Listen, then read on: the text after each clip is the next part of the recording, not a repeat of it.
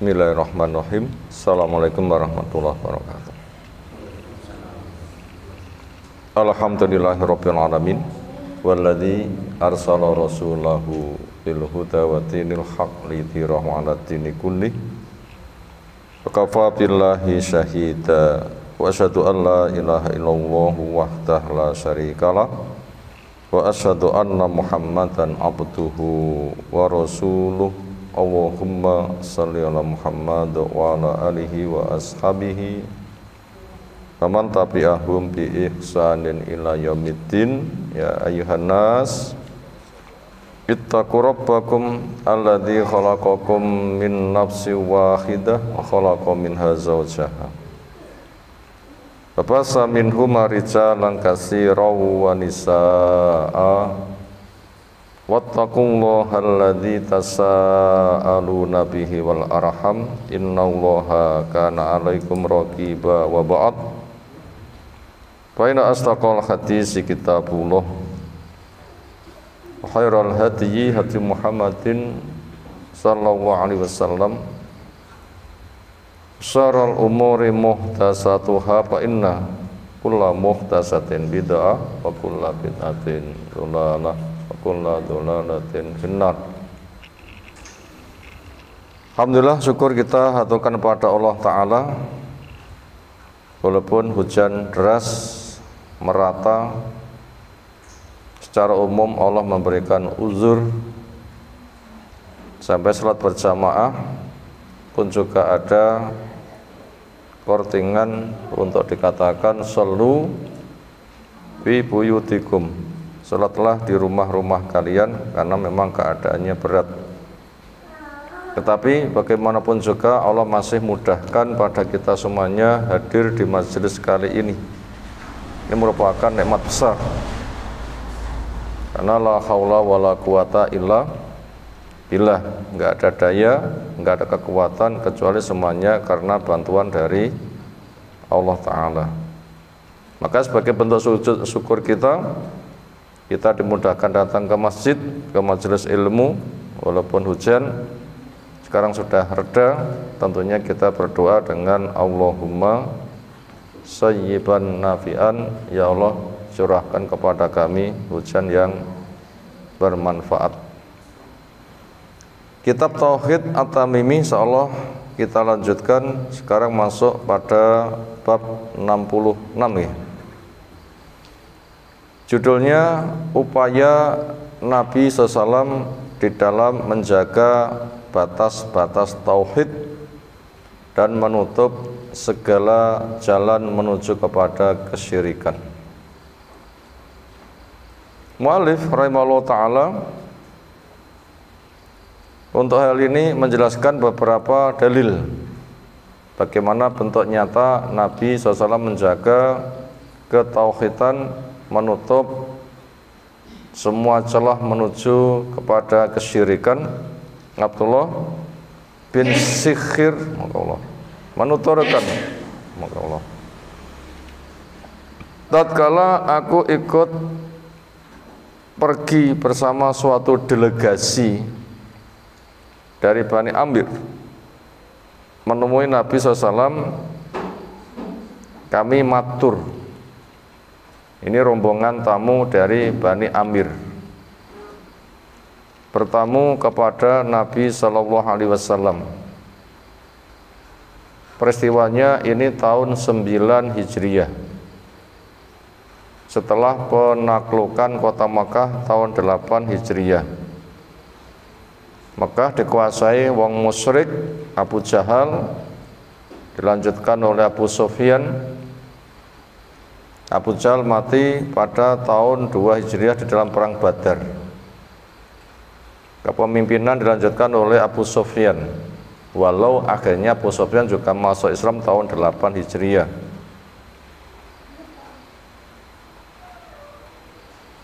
Ditaklukkan karena tahun 6 Hijriah terjadi janji damai tidak perang 10 tahun. 2 tahun berjalan ternyata sudah dikhianati. Akhirnya mereka dihukum dengan ditaklukkan. Negeri dirampas, dikuasai milik kaum muslimin. pantasnya mereka boleh dibunuh, tetapi diberikan pengampunan umum, bebas tanpa bayar blas. Saking takjubnya mereka berbondong-bondong masuk Islam. Suku demi suku, kaum demi kaum, mereka berbondong-bondong menyatakan keislaman. Allah menjelaskan, wa ra'aitan nasa yadkhuluna fi dinillahi afwaja.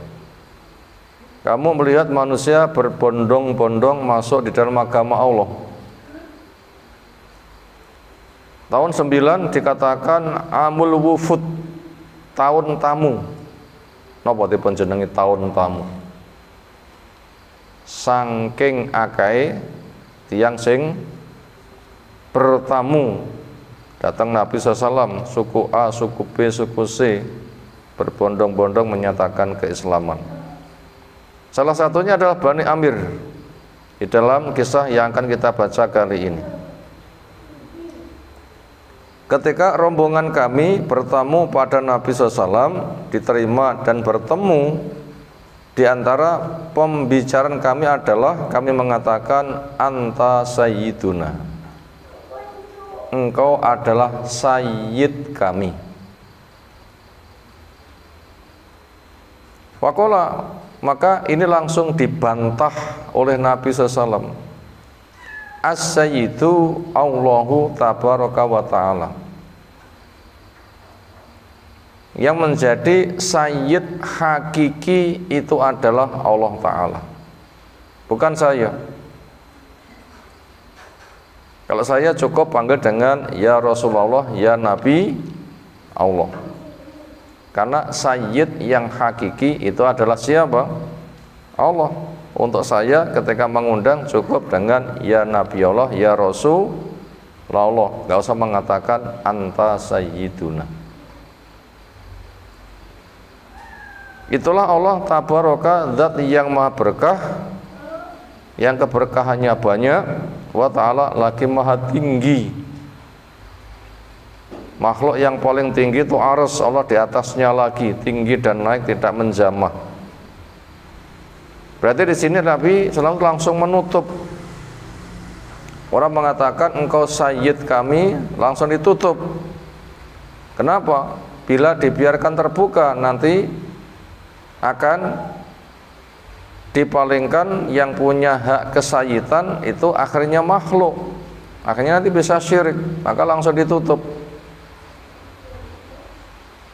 Kulna, kami juga mengatakan wa afdaluna fadlan, engkau betul-betul orang paling utama di antara kami. Wa a'dzamuna taulan, orang yang paling besar keagungannya di antara kami. Faqala, maka memberikan komentar. Karena bahasa seperti itu lek ditok-tok nih kriwian dadi krowokan, bahkan malah ngrojok, bahaya. Dan itu ngerusak akidah, maka segera ditutup. Faqala, dengan beliau berpesan, qulu biqaulikum, berucaplah dengan ucapanmu, au ba'dhi qaulikum, atau sebagian ucapanmu. Artinya ucapanmu supaya dijamin benar, jangan sampai kamu diplesetkan oleh ucapanmu. Kenapa? Karena ada pihak yang selalu membuka celah kesyirikan, sementara kita harus menutup. Siapa pihak yang selalu membuka celah untuk membuat kesyirikan? Itulah setan yang telah bersumpah, wa bi izzatika la'uwiyana majma'in, ya Allah, demi maha perkasamu anatam akan saya sesatkan, dan program kesesatan sing paling gede manusia dijerumuskan di dalam kesyirikan. Makanya pesannya layas la yastajrimannakumus syaitan. Jangan sampai setan menjerumuskan kalian.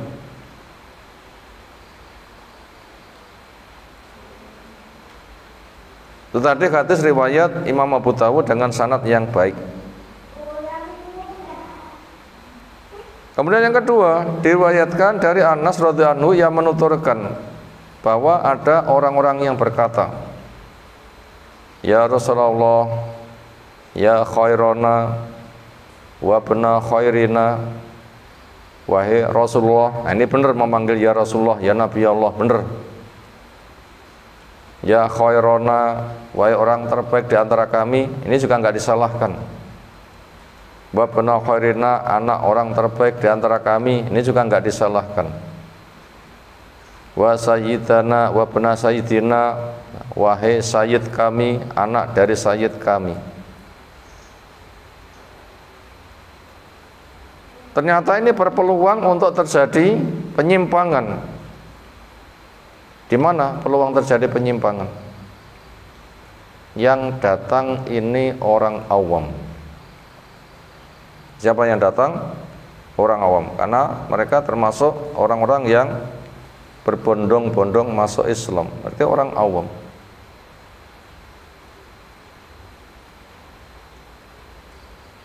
Yang berpotensi ada pihak-pihak penyesat. Maka peluang ini segera ditutup oleh Nabi SAW. Jangan sampai ada pihak penyesat yang menyesatkannya. Makanya dengan ucapan di atas, bila dibiarkan nanti bisa bahaya, langsung beliau katakan qulu biqaulikum, berucaplah kalian dengan ucapanmu. Sebagai bahasa berinteraksi, jangan sampai bahasa komunikasi terpalingkan menjadi bahasa kesyirikan. Wala yastahwiyannakum setan, setan jangan sampai menjerumuskan kalian. Ana Muhammadun Abdullah wa Rasuluh. Saya adalah Muhammad, hamba Allah dan utusannya. Artinya bila memanggil cukup dengan ya Rasulullah, ya Nabi Allah. Mauhibu, saya tidak suka antar fauni, kalian mengunggul-unggulkan saya. Fauqa manzilati, di atas dari kedudukanku. Allati, yang anzalani Allahu, Allah memberikan kedudukan kepada saya. Dengan penaklukan kota Mekah, kedudukan Nabi terasa tinggi atau biasa-biasa saja? Dengan penaklukan kota Mekah, kedudukan Nabi di mata umat sebagai pemimpin hebat atau pemimpin biasa-biasa? Pemimpin hebat. Kita lihat dakwah Nabi dengan tahun 8 Hijriah itu hanya selikur tahun. Di Mekah terlulas, ditambah 8 berarti selikur. Rentang waktu 21 tahun berjuang budal nul mencapai puncak jaya.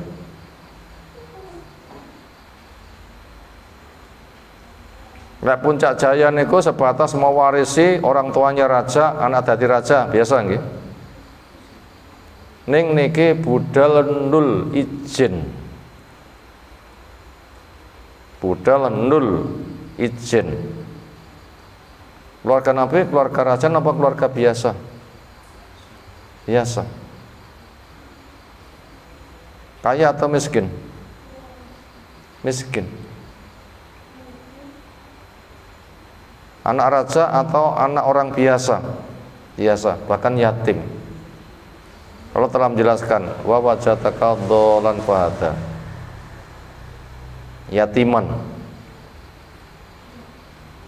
Demikian juga yatim. membawa akidah yang paling dimusuhi, karena dianggap nggak umum. Kerabatnya tidak semuanya mendukung.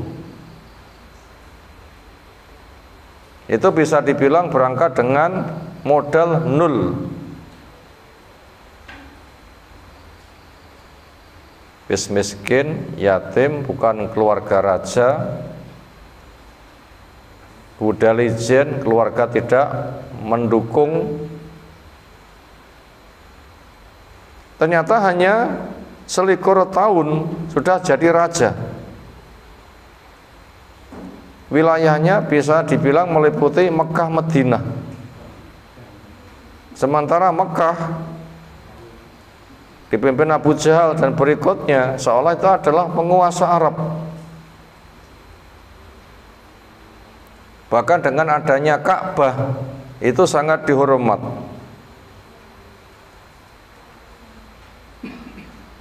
Kesyirikan yang ada tidak ditolak. Ternyata itu tumbang hanya 18 tahun. Sekarang kita lihat bagaimana bentuk penumbangannya. Ternyata ketika menaklukkan itu hanya menggunakan ucapan. Siapa meletakkan senjatanya aman, masuk rumah menguncinya aman, masuk ke masjid aman, masuk rumahnya Abu Sufyan aman. Hebat kan? Menguasai negara raksasa Arab itu hanya dengan ucapan. Kayaknya tidak ada dalam sejarah perang seperti itu.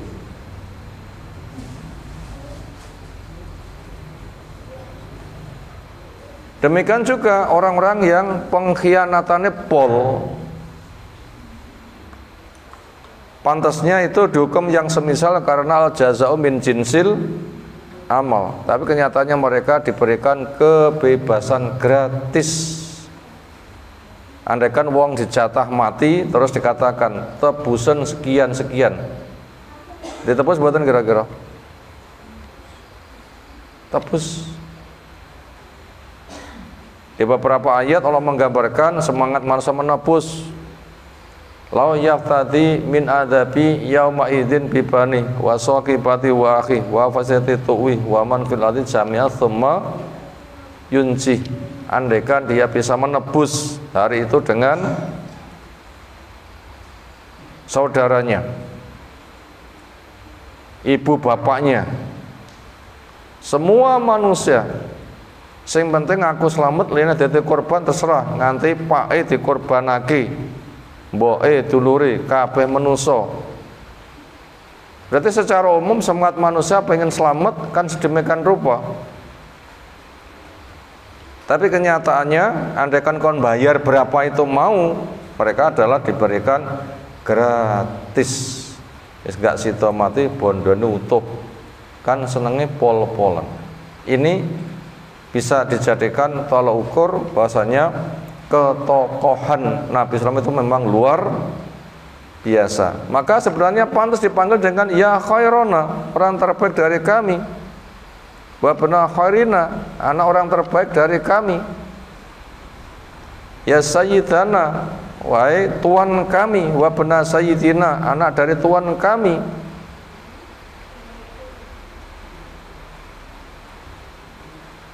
Ya afdolana wa bana afdolina, misalnya wahai orang paling utama di antara kami, anak orang yang paling utama di antara kami. Ya adzomana wa bana adzomina, misalnya. Itu ungkapan yang semakna, bukan itu lafadz hadis. Wahai orang yang agung di antara kami, anak orang yang agung di antara kami, itu pantas sebenarnya. Ketika yang mengucapkannya orang awam, disitulah wajib untuk ditutup. Kenapa? Karena rawan, gampang diblocok nih. Karena rawan, gampang diblocok nih, nanti mengarah kepada kesyirikan. Maka ternyata itu segera ditutup oleh Nabi SAW dengan bahasa tawadhu. Aku ki Muhammad, aku ki hambane Allah, aku ki nabine Allah, aku ki rasule Allah. Cukuplah kamu panggil ya Nabi Allah, ya Rasul La Allah, aja tok gung-gungne kaya ngono kuwi. Ini dua dalil yang dinukulkan oleh penyusun buku, bentuk nyata sikap Nabi SAW dalam rangka menjaga tauhid, menutup celah adanya kesyirikan. Ternyata beliau menempuh jalan seperti itu. Berikutnya kita masuk kepada rangkuman, mau dicatat silahkan. Sepertinya ini penting sekali. Ada 7 nomor. Temanya menjaga tauhid, menutup jalan syirik. Itu bila diringkas. 1. Besarnya fadilah tauhid.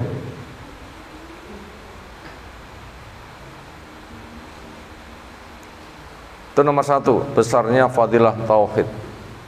Nomor 2, dahsyatnya bahaya syirik. 2 nomor. 1, besarnya fadilah tauhid. 2, dahsyatnya bahaya syirik. Menjelaskan 2 poin ini ada dalil rawi Muslim berikut.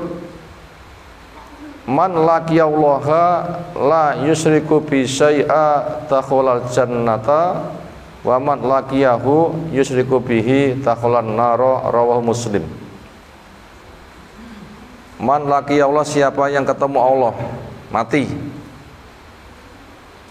kondisinya la yusyriku billahi syai'a, tidak melakukan kesyirikan,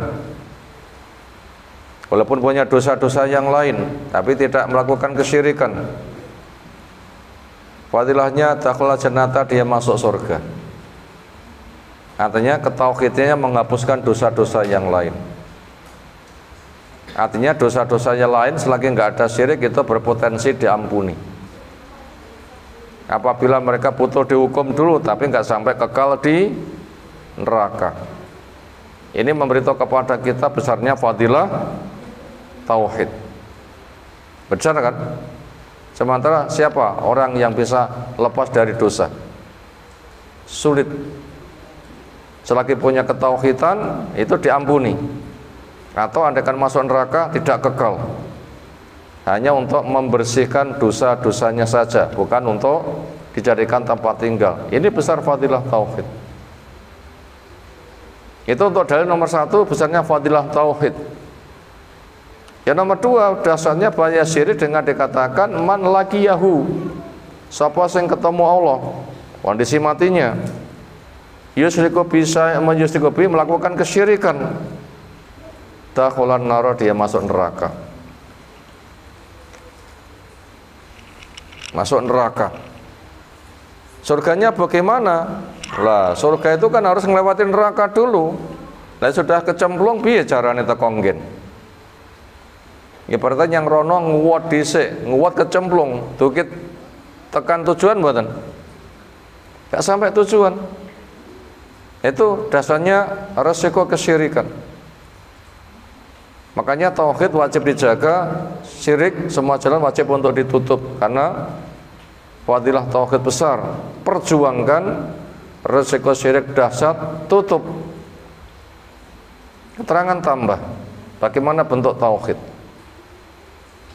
Yaitu menjadikan Allah satu-satunya yang diibadahi, cara Allah satu-satunya yang dipakai, rahmat Allah yang hendak digapai. Itu tauhid. Itu nyembah Allah, memakai cara Allah, mengharapkan rahmat Allah. Makanya ada Quran, ada sunnah, pahami, amalkan, hati ikhlas, amal sunnah, jaga sampai mati, semata mengharapkan rahmat Allah, gak cari kedudukan, jabatan, sanjungan, kepentingan dunia. Nah, itu tauhid gambarannya sekilas seperti itu. Lalu bagaimana bentuk kesyirikan? Bentuk kesyirikan adalah nyembah Allah tapi carane ngarang dewi. Nyembah Allah tapi carane ngarang dewi. Di situ sudah jelas ada 2 Tuhan. Pertama, Tuhan Allah yang disembah. Dua, Tuhan pembikin cara. Nyembah Allah pakai carane dewi. Berarti ada dua Tuhan. Pertama Allah, yang kedua Tuhan lain yang punya tugas untuk membikin cara beribadah, ibadah ngarang. Itu dua Tuhan. Makanya Tuhannya double, itu syirik, nggak boleh. Makanya bertauhid, nyembah Allah pakai cara Allah. Titik, itu selamat. Tapi nyembah Allah caranya pakai ngarang dewe. Nanti ada Tuhan yang kedua apa? Tuhan yang membikin cara ibadah. Makanya bid'ah itu sangat bahaya. Bid'ah itu sangat bahaya. Kenapa? Bid'ah itu adalah ibadah caranya ngarang sendiri, gak pakai Quran, gak pakai sunnah. Sehingga apabila kondisi orang kayak begitu mati tidak tobat, maka neraka. Itu tadi nomor satu. Nomor dua, menjelaskan tentang besarnya fadilah tauhid dan dahsyatnya bahaya syirik. Sekarang kita masuk yang ketiga. Banyaknya ranjau-ranjau kesyirikan. Berarti jawabannya ranjau-ranjau ini kok nopo? Banyaknya blegongan-blegoman, lerang ngati-ngati, kebluwek ra iso ngalih. Lek ranjau kebluwek kebledosan, ngoten nggih. Lek ranjau kebluwek kebledosan. Lek kebluwek macet cek kena tentas mboten napa.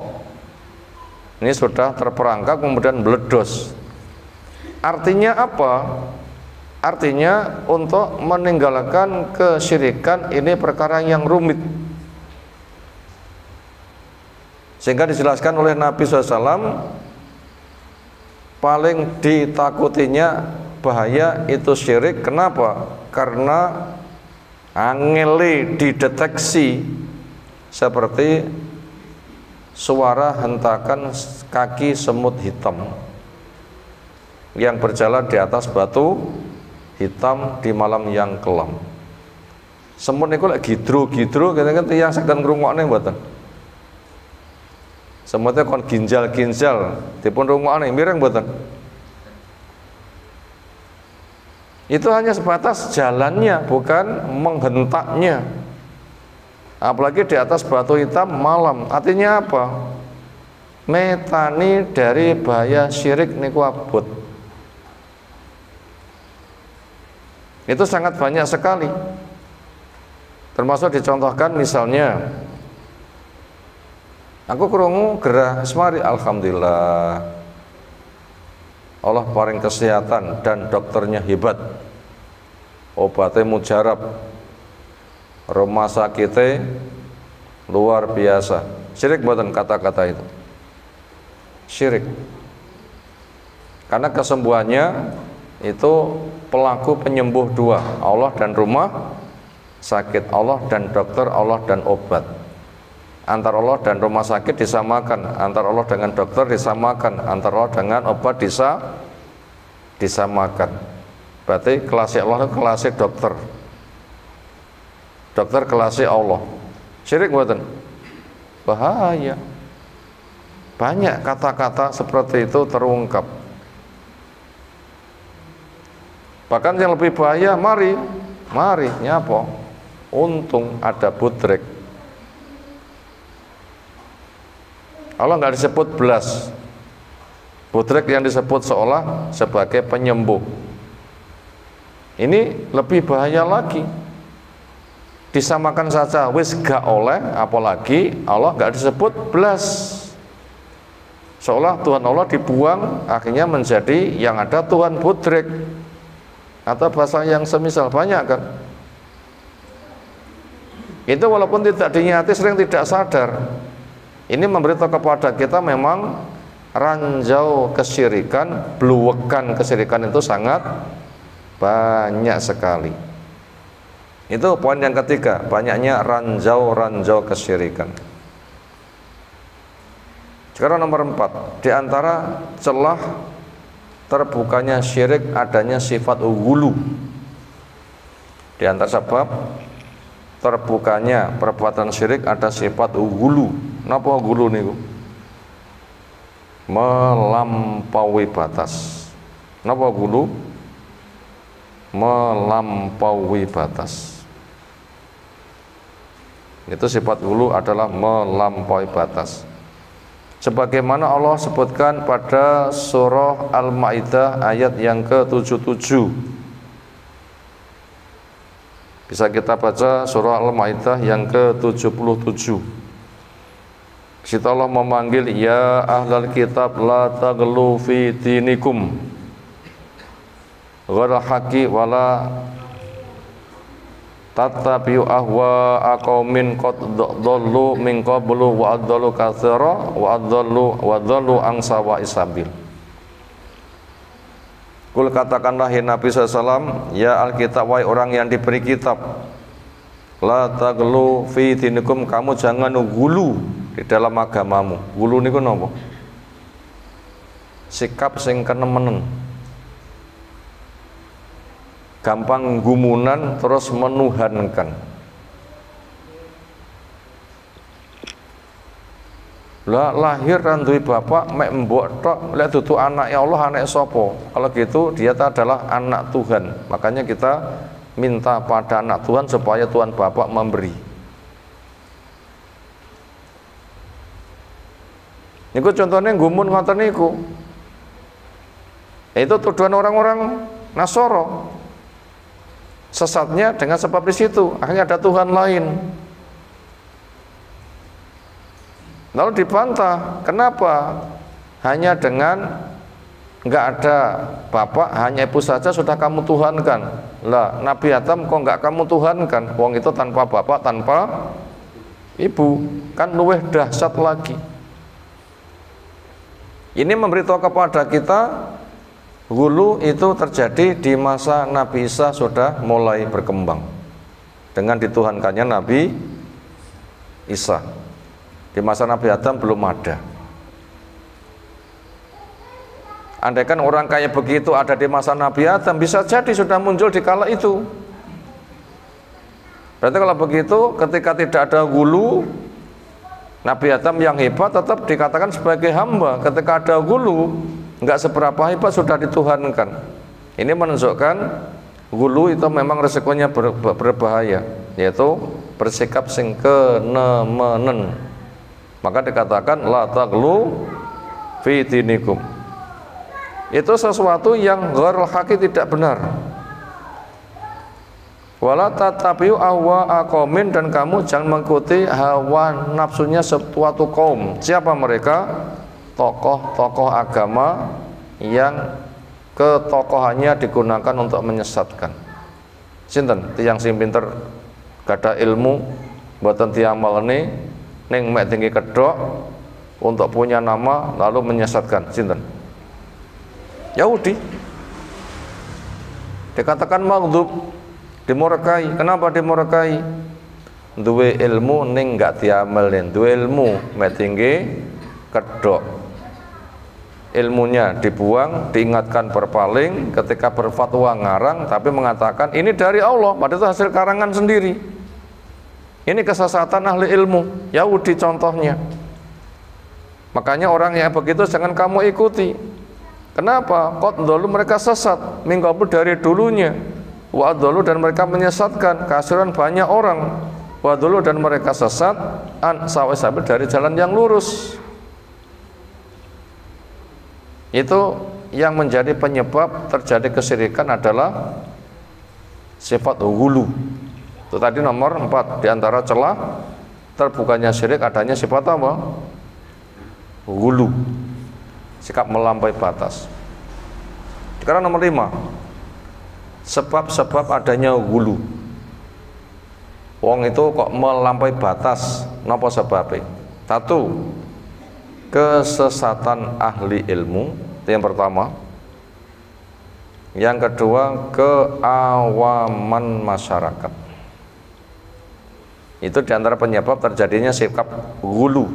Ada 2. Napa pertama? Kesesatan ahli ilmu. 2, keawaman masyarakat. Yahudi dikala itu sebagai simbol ahli ilmu, dipanggil ya ahlal kitab. Tetapi dibalik nama mulianya sebagai ahli kitab, ternyata mereka ngotak-ngatik kepada kitab. Kitab yang ada disembunyikan, diingatkan berpaling, ketika berfatwa ngarang.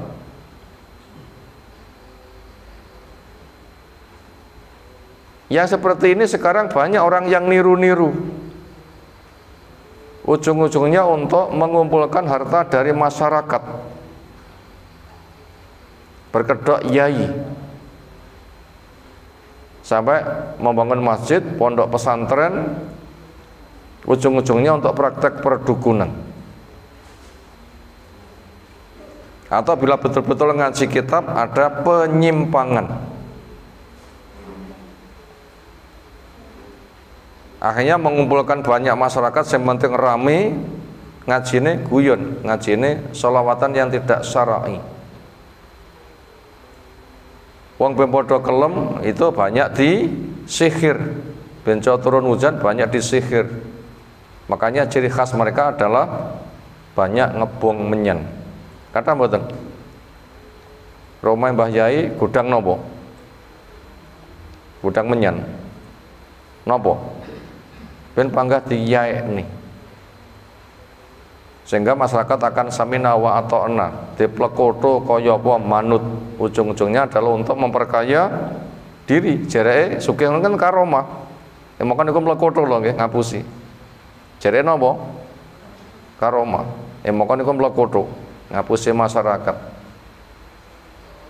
Ini kesesatan ahli ilmu. Ujung-ujungnya itu enggak ada ilmu yang disampaikan yang syar'i. Islam sebagaimana pas masa Nabi, Quran ditafsirkan dengan sunnah, dipahami sebagaimana para sahabat paham dan beramal. Ngarang. Ini sebab pertama, kesesatan ahli ilmu. Yang kedua, keawaman masyarakat. Masyarakat yang mereka itu kudune diulang tetapi dicekoi. Makanya diajak ngalap berkah sana sini, sana sini, sana sini. Ujung-ujungnya digiring ke kuburan, menjadikan wong mati sebagai penyapaat. Haturkan doa kami kepada Allah, seolah bila sudah begitu mereka akan terkabulkan. Maka bisnis kuburan itu sangat ramai. Banyak enggak bisnis kuburan? Kadang mengatasnamakan termasuk katanya ahlul bait, keluarga Nabi. Oh, Nabi ra ngono, ngomong anak turunnya ternyata kok beda. Ini namanya kesesatan ahli ilmu dan keawaman masyarakat. Ini yang menjadi penyebab adanya hulu. Sekarang nomor 6 di antara pemandangan syirik. Pemandangan syirik, fenomena kesyirikan, pemandangan syirik, praktek syirik yang bisa kita lihat apa di antaranya? Di antaranya adalah mensayyidkan tokoh sepadan Allah. Mensayyidkan tokoh sepadan Allah.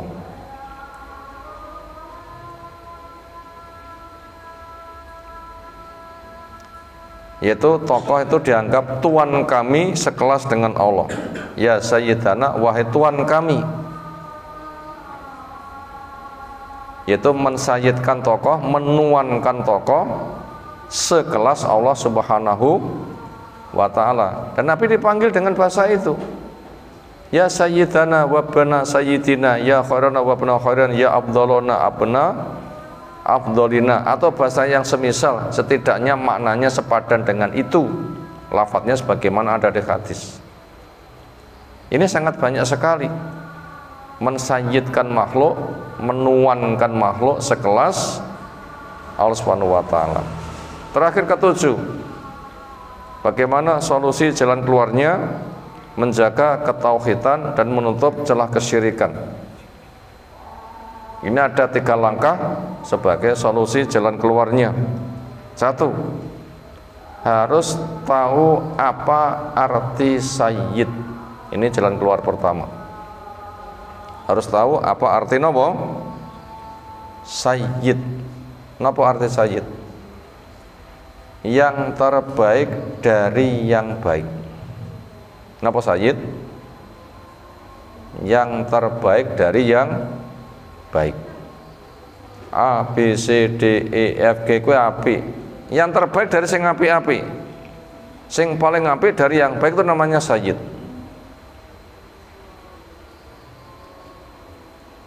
Pomo badhe milih bojo sing paling ganteng dari calon sing ganteng kabeh ngoten nggih. Eti walik sing paling ayu dari semuanya sing ayu kabeh. Sing ayu dhewe dari grup sing ayu. Itu masuk kategori sayyid itu.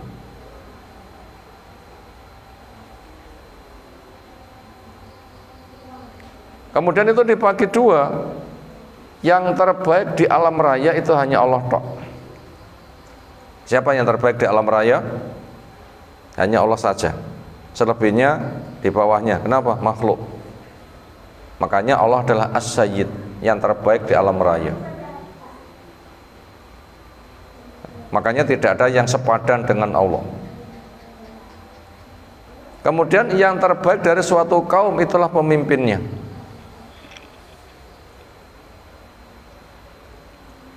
Yang terbaik dari suatu kaum maka dia itu pemimpinnya. Maka Nabi kita dikatakan Sayyidun Nas, Sayyide manusia. Artinya di antara manusia yang baik Nabi kita yang terbaik. Jadi Sayyid, kedudukan Nabi kita sebagai Sayyid itu di tengah-tengah makhluk. Bukan Nabi sebagai Sayyid di alam raya. Yang menjadi sayyid di alam raya sinten? Terbaik di alam raya. Jawab Allah. Nabi kita terbaik dari makhluk. Sementara makhluk nggak ada yang bisa menyamai Allah Subhanahu wa ta'ala. Maka jangan mensayyidkan makhluk sama dengan Allah Subhanahu wa ta'ala. Ini solusi pertama. Solusi kedua, jadikan ahli ilmu sebagai pewaris Nabi, bukan wakil Allah di bumi. Ini solusi kedua. Jadikan ahli ilmu sebagai pewaris Nabi, bukan wakil Allah di bumi. Ini jalan keluar kedua.